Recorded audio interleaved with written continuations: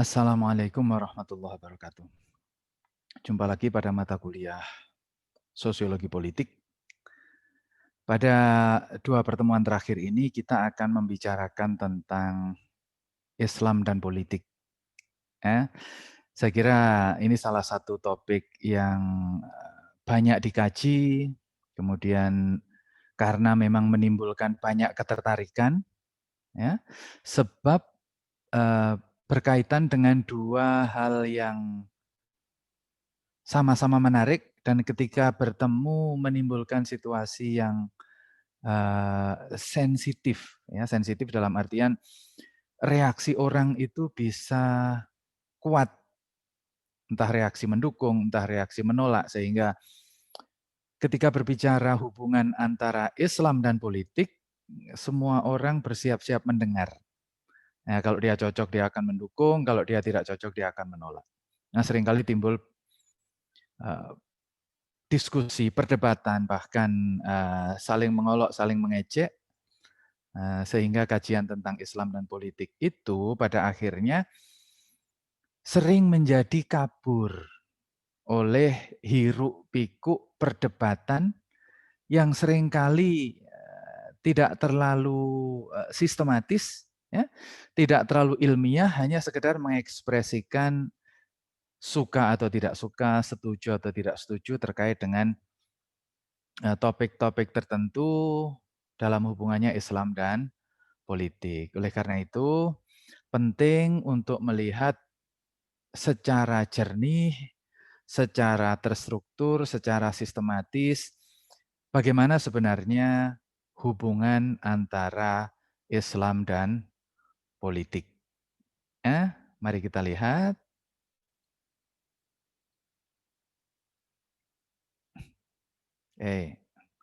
Sudah tampak.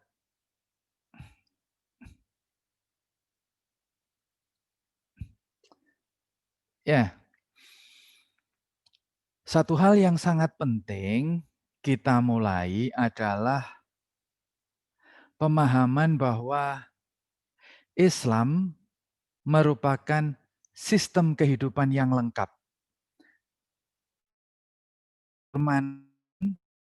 Dan kita bicara buku-buku tentang studi Islam atau buku-buku tentang ajaran-ajaran Islam dari zaman dulu sampai zaman sekarang,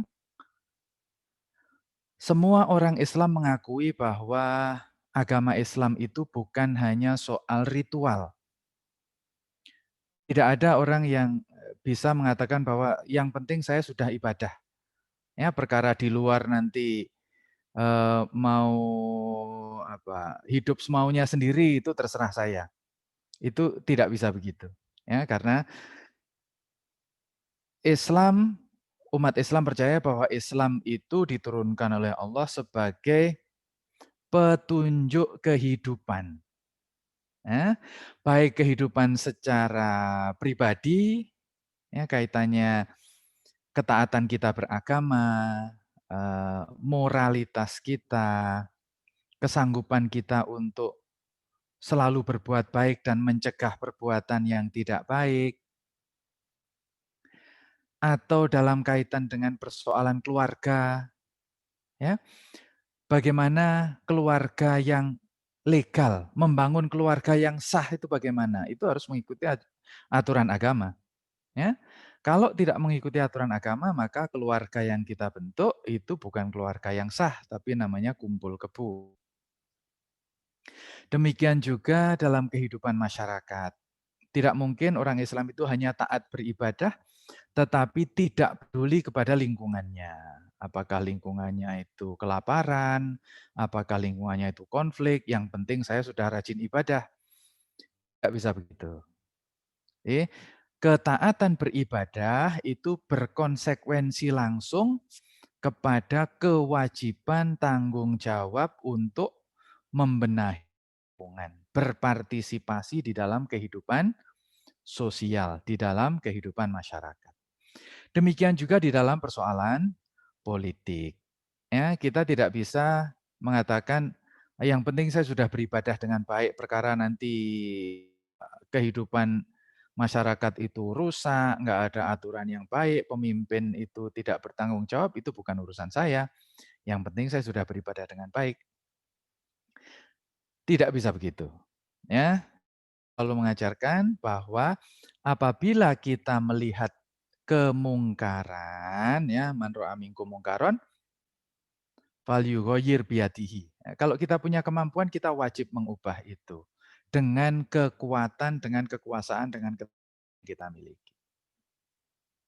Fa'ilam yastati fabilisanihi. Seandainya kemampuannya tidak memiliki, ya dengan lisan, artinya menyarankan, ikut mengingatkan.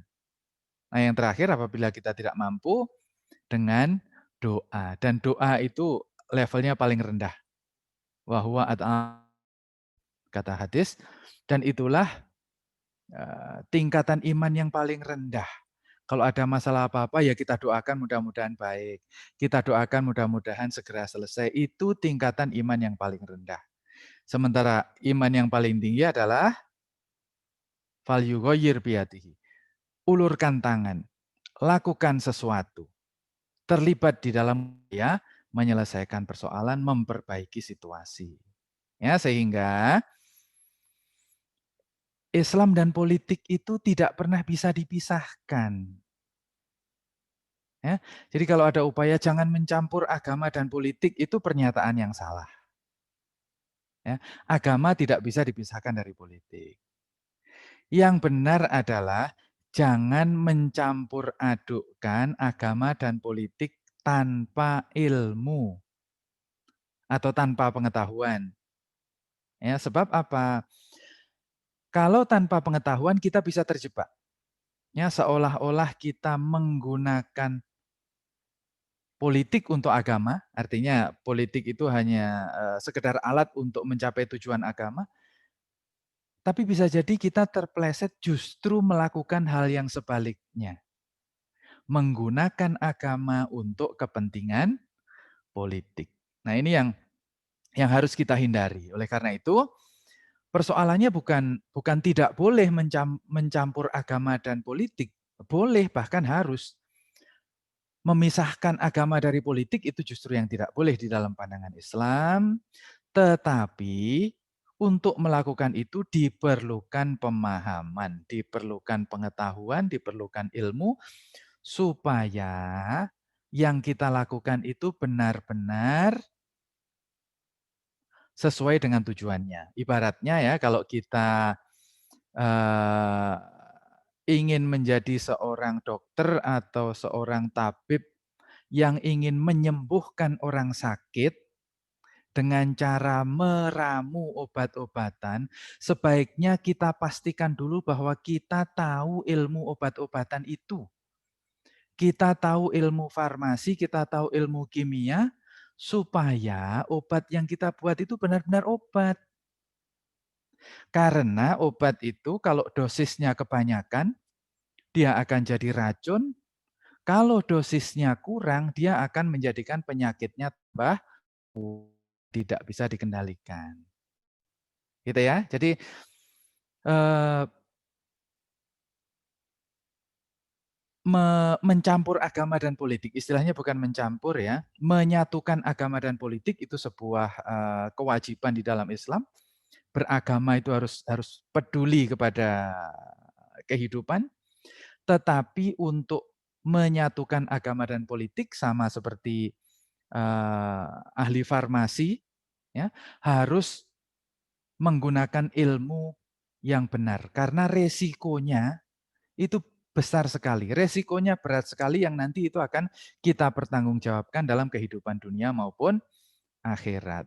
Sebagai seorang apoteker, kalau tidak hati-hati, obat yang maunya kita bikin sebagai obat ternyata malah menjadi racun. Demikian juga kalau tanpa ilmu, ingin membawa agama ke ruang politik itu justru bisa berbahaya karena alih-alih menjadikan politik sebagai alat untuk mengembangkan agama yang bisa jadi malah menggunakan agama untuk kepentingan politik.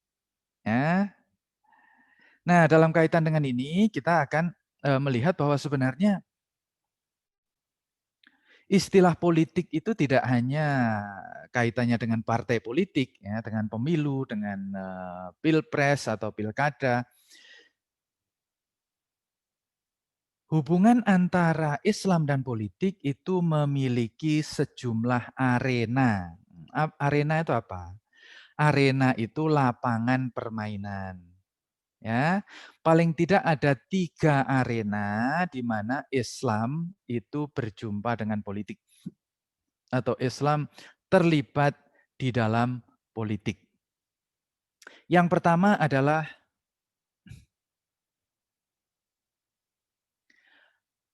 arena masyarakat sipil.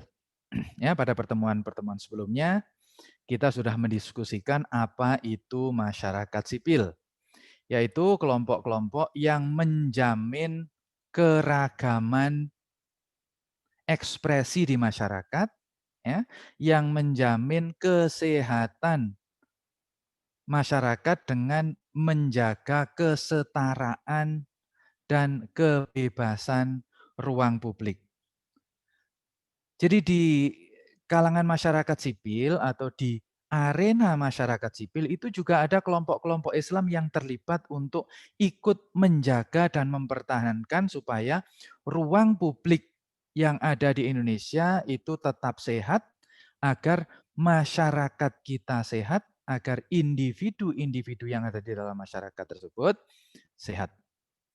Ya, ada banyak sekali organisasi-organisasi sipil yang berangkat dari nilai-nilai Islam, digerakkan oleh para aktivis-aktivis Islam, dipimpin oleh para tokoh-tokoh Islam, ya. 2 di antaranya yang kita lihat gambarnya di sini yaitu Muhammadiyah dan NU. Ini adalah 2 organisasi yang paling berpengaruh di Indonesia, yang pada dasarnya bergerak di wilayah masyarakat sipil secara organisatoris, ya. Muhammadiyah dan NU adalah organisasi massa Islam atau ormas Islam yang cita-citanya adalah mengajarkan nilai-nilai Islam kepada masyarakat Indonesia secara umum, ya, terutama pengikutnya masing-masing. Baik terkait dengan tata cara ibadah, ya, nanti kalau kita perhatikan ada sedikit perbedaan, ya hanya sedikit sebenarnya, tidak banyak berpengaruh meskipun seringkali dibesar-besarkan, perbedaan tata cara beribadah antara Muhammadiyah dan NU. Lalu mengajarkan cara berorganisasi, ya, bagaimana membangun jamaah. Ada perbedaan yang semakin terlihat, ya, ketika memperhatikan bagaimana Muhammadiyah dan NU membangun jamaahnya di lapangan. Kalau Muhammadiyah lebih banyak bergerak melalui forum-forum yang formal, ya, sekolah, universitas, rumah sakit, pengajian-pengajian di sekitar lembaga-lembaga itu. Nah, kalau NU lebih banyak melalui pesantren dan tokoh-tokoh kiai. Nah, dari pesantren dan tokoh-tokoh kiai inilah masyarakat membangun komunitas. Ya, pesantren dan kiai menjadi pusat di mana masyarakat mencari informasi, kemudian mendapatkan bimbingan terkait dengan persoalan-persoalan kehidupan. Sementara di Muhammadiyah, jamaah dibangun bukan berdasarkan ketokohan, tapi lebih kepada kelembagaan. Ya, ini memang punya akar sosiologis yang memang berbeda. NU lebih banyak berkembang di kawasan pedesaan, Muhammadiyah lebih banyak berkembang di kawasan perkotaan, ya, sehingga cara mereka mengorganisir diri itu berbeda. Meskipun sekarang ini sudah lebih banyak kesamaannya, karena kota sudah semakin berkembang di mana-mana, desa sudah semakin berkurang, semakin banyak orang ke kota, ya. sehingga perjumpaan antara NU dan Muhammadiyah ini lebih sering terjadi. Nah, yang menarik adalah atau yang perlu diperhatikan adalah secara organisatoris ya NU dan Muhammadiyah ini bergerak di level masyarakat sipil. Mereka menjaga kesehatan masyarakat dengan cara menjaga keragaman. Perbedaan agama, perbedaan suku, perbedaan pilihan ideologis itu sesuatu yang dirawat oleh dua organisasi ini ya dengan cara yang berbeda. Meskipun ada banyak tokoh, ada banyak kader dari kedua organisasi ini yang masuk ke dunia politik. Ya, jadi ini harus dipisahkan karena nanti segmennya berbeda. Muhammadiyah dan NU adalah organisasi sipil, bergerak di level sipil, menjadi pilar masyarakat sipil Indonesia yang mayoritas Muslim. Tetapi aktivis dan pimpinan dari dua ormas ini banyak yang terjun ke dunia politik. Nah, ini memang ada batas yang seringkali abu-abu, tidak jelas apakah tokoh tersebut mewakili ormas atau tampil secara pribadi ya, karena ketika sudah masuk dunia politik orang akan menggunakan apapun untuk mencari dukungan, termasuk menggunakan identitasnya sebagai anggota ormas atau pimpinan ormas. Ya memang ini ada wilayah abu-abu antara masyarakat sipil dan masyarakat politik ketika tokoh-tokoh politik itu berasal dari masyarakat sipil. Ya, dulu ada Abdurrahman Wahid yang menjadi Presiden Indonesia pasca reformasi, lalu ada Amin Rais yang menjadi Ketua MPR pasca reformasi. Dua-duanya adalah tokoh ormas, satu mantan pemimpin NU, satu mantan pemimpin Muhammadiyah, tetapi terjun ke politik. Nah, sebenarnya pada level itu keduanya sudah lepas dari wilayah masyarakat sipil, sudah masuk ke wilayah masyarakat politik. Tetapi hubungan emosional, hubungan kultural antara kedua tokoh tersebut dengan basis masanya tidak bisa lepas begitu saja. Sehingga hubungan antara ormas dan organisasi politik seringkali menjadi sulit dicari batas-batasnya. Ya. Kemudian yang kedua ada arena partai politik. Ya, partai politik itu apa? Kita sudah membahasnya pada pertemuan sebelum UTS ya.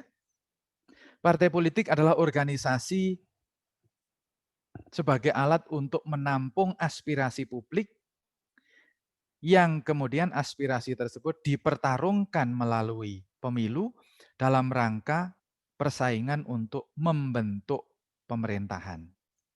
Ya, jadi organisasi politik ini logikanya berbeda dengan organisasi sipil. Organisasi politik sifatnya bertarung, berebut kepentingan, bertarung kekuasaan, bertarung mencari dukungan. Ya, di sini juga banyak organisasi-organisasi berbasis Islam. Ya, kita lihat ini adalah partai politik yang memiliki basis Islam baik secara ideologis maupun secara sosial. Ya, kalau ada PAN, ada PKB. PAN adalah partai yang didirikan oleh aktivis Muhammadiyah, tapi tidak ada hubungannya dengan Muhammadiyah secara formal. PKB adalah partai politik yang didirikan oleh aktivis NU, ya, tetapi secara organisatoris tidak ada hubungannya dengan NU. Kedua partai politik ini dikenal sebagai partai Muslim, bukan partai Islam. Artinya apa? Dasarnya adalah Pancasila, ya, bukan partai Islam, tetapi pemilihnya berasal dari ormas-ormas Islam.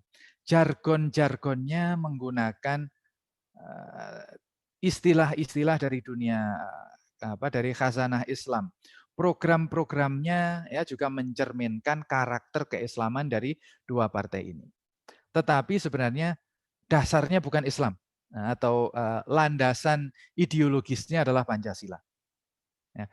Berbeda dengan tiga partai yang lain, ya, P3, Partai Persatuan Pembangunan, kemudian PKS, Partai Keadilan Sejahtera, dan PBB, Partai Bulan Bintang, ini benar-benar bisa disebut sebagai partai Islam karena ideologinya secara formal menyebutkan bahwa partai ini didasarkan kepada Islam atau partai ini berdasar ajaran Islam.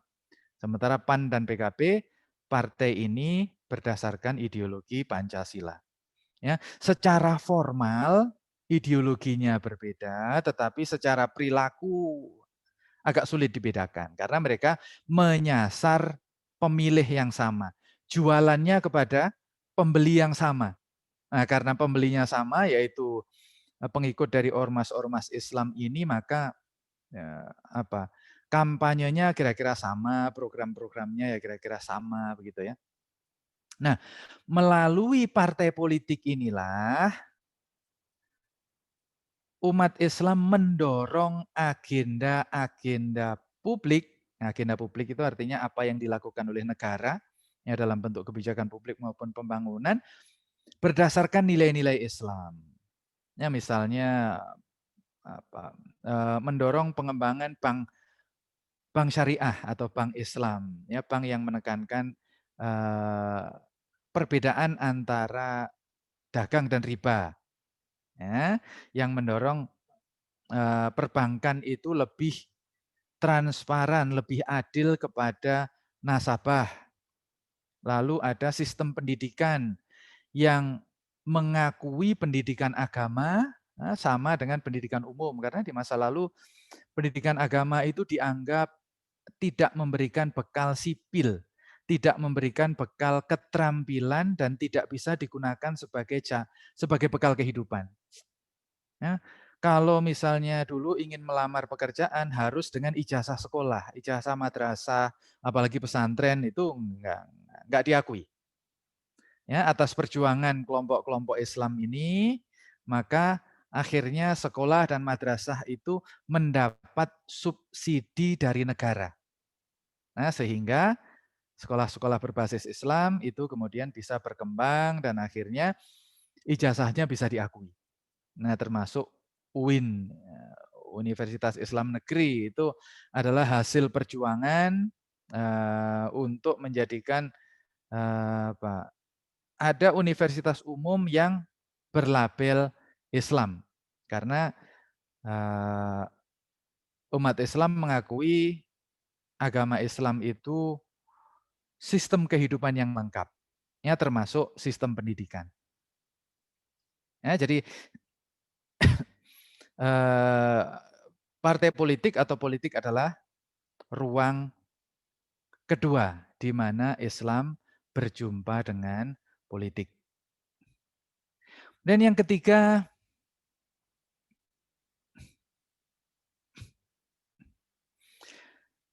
ada gerakan perlawanan. Nah, ini yang nanti kita bahas lebih jauh pada pertemuan selanjutnya. Islam juga berjumpa dengan politik pada ruang perlawanan. Apa itu perlawanan? Perlawanan adalah upaya untuk menahan laju apa yang terjadi atau mendorong sesuatu untuk mengubah apa yang ada. Ya, sehingga Islam itu tidak dijadikan sebagai alat untuk menjalankan kehidupan yang normal. Ya, kalau masyarakat sipil adalah aktivitas yang menjaga kesehatan masyarakat secara umum. Secara normal saja, tidak ada yang aneh-aneh. Ya, menyediakan sekolah, menyediakan panti asuhan, menyediakan rumah sakit. Ya, ini adalah apa yang dilakukan oleh Muhammadiyah dan NU. Lalu partai politik itu juga aktivitasnya sesuai dengan schedule.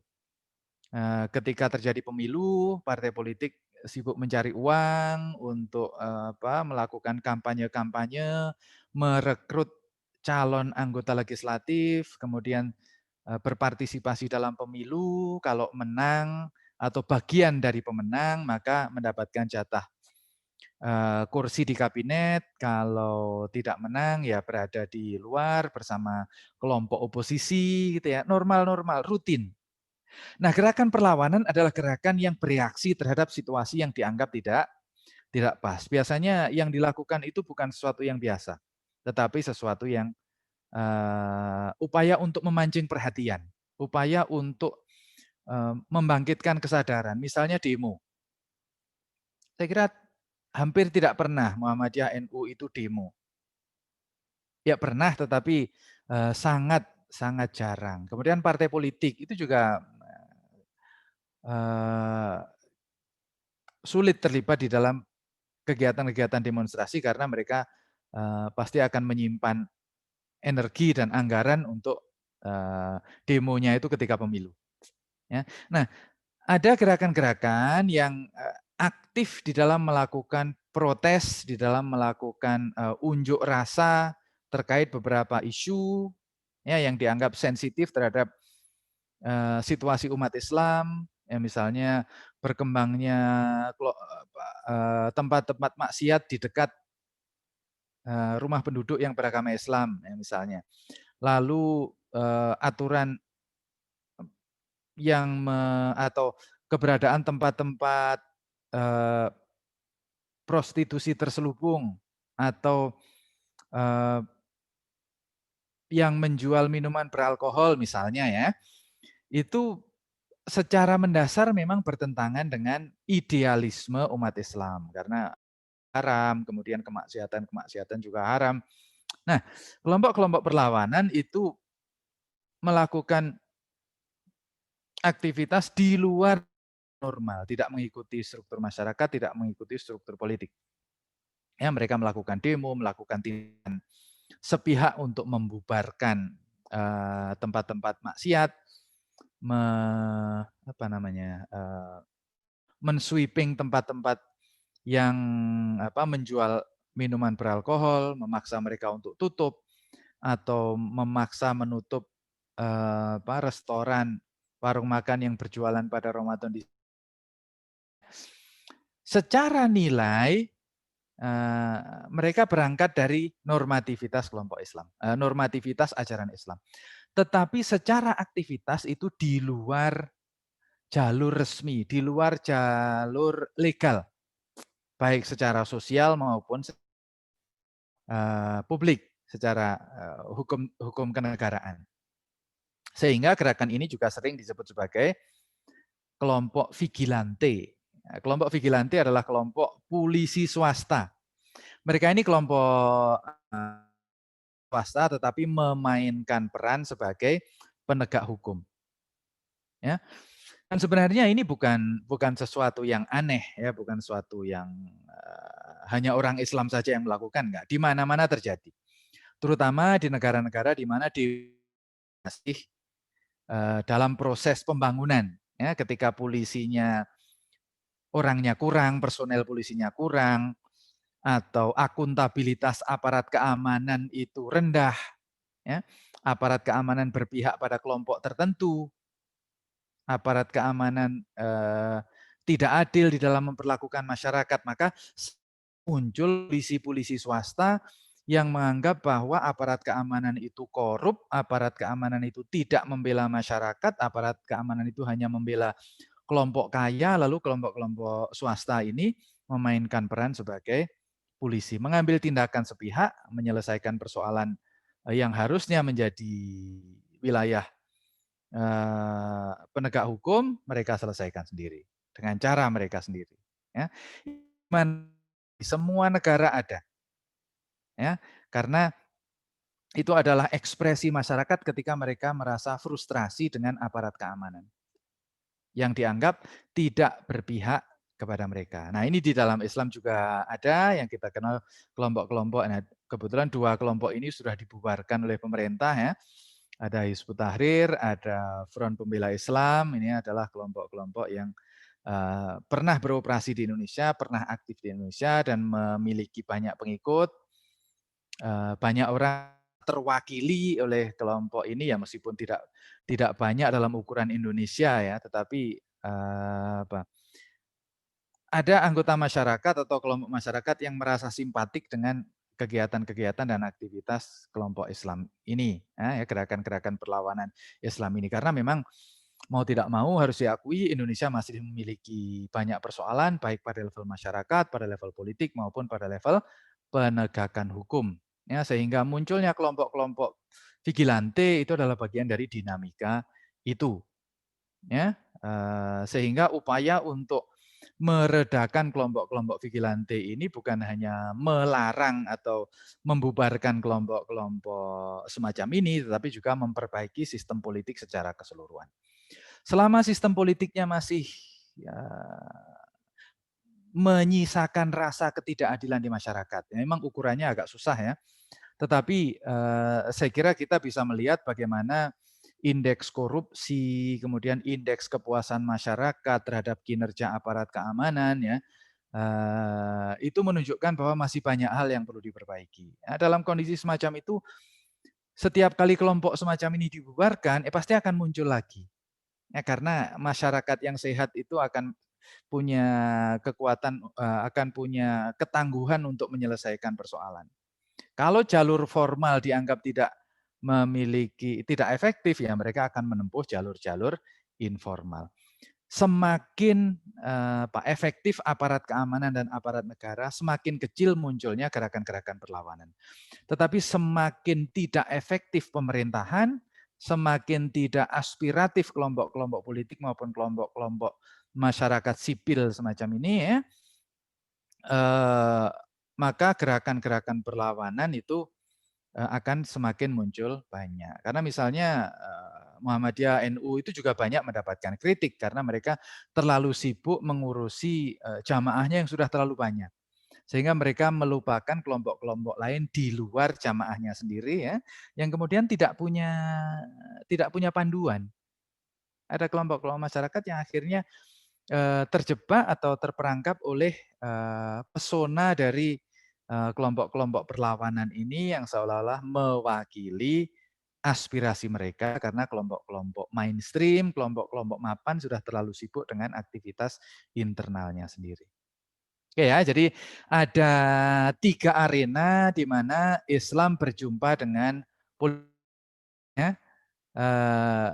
Islam adalah sistem kehidupan yang lengkap, tidak pernah bisa dipisahkan dari politik, dan untuk konteks di Indonesia ada 3 wilayah di mana Islam berjumpa dengan politik, ada masyarakat sipil, ada partai politik, ada gerakan perlawanan. Masing-masing punya logika, masing-masing punya struktur ya sebagai sebagai para calon-calon sosiolog ya, kalian harus bisa memahami tipe-tipe gerakan ini, logika gerakan ini dan aturan main di mana gerakan ini berada. Arena itu aturan mainnya sedangnya ada kesepakatan-kesepakatannya sehingga masing-masing mempunyai rumus sendiri-sendiri yang tidak bisa dibandingkan satu dengan yang lain. Dan dengan memahami pola-pola pelibatan Islam di dalam politik ya, di 3 wilayah ini, ya, kita bisa semakin punya pemahaman, punya kemampuan untuk bisa berkontribusi bagaimana Islam berjumpa dengan politik lebih produktif dan mencegah terjadinya hal-hal yang destruktif dan tidak diinginkan.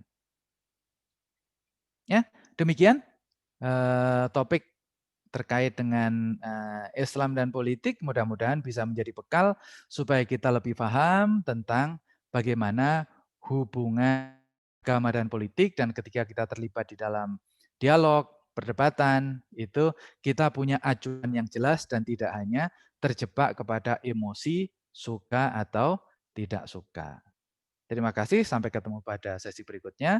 Assalamualaikum warahmatullahi wabarakatuh.